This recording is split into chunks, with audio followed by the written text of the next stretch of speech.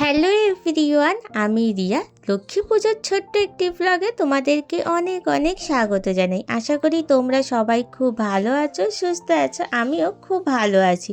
তো লক্ষ্মী পুজোর দিন আমি আর মা দুজনে মিলে সন্ধেবেলায় রেডি হয়ে লক্ষ্মী পুজো করছিলাম। আমাদের বাড়িতে কোনো ব্রাহ্মণ ডেকে পুজো করা হয় না। আমি আর মা দুজনে মিলে সব কিছু সাজিয়ে গুছিয়ে লক্ষ্মী পুজো করি। তারপরে সন্ধেবেলায় আমাদের একজনের বাড়িতে ইনভিটেশন ছিল, তো তাদের বাড়িতেই চলে যাব। কারণ তারা নতুন ফ্ল্যাট কিনেছে, আগে তারা অন্য বাড়িতে থাকতো, তো গৃহপ্রবেশের পুজোটা তারা করেনি, তো লক্ষ্মী পুজোটা বড় করে করছিল। তো যাওয়ার পর আমাদেরকে সব রকমের ফল, লুচি সুজি খেতে দিয়েছিল। তারপরে দিয়েছিল লুচি আর ছোলার ডাল।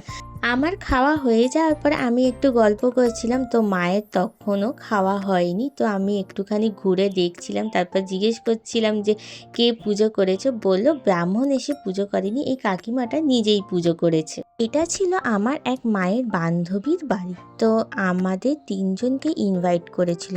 আমি, মা, বাবা তিনজনেই লক্ষ্মী পুজো সেরে প্রায় 8টা তখন বাজে, তখন চলে এসেছিলাম এদের বাড়িতে।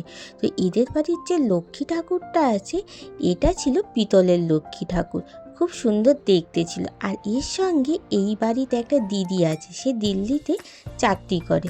তো তার বাড়িতে গিয়ে দেখলাম কি সুন্দর সুন্দর ছোট্ট ছোট্ট প্যাঁচা কিনে এনেছে।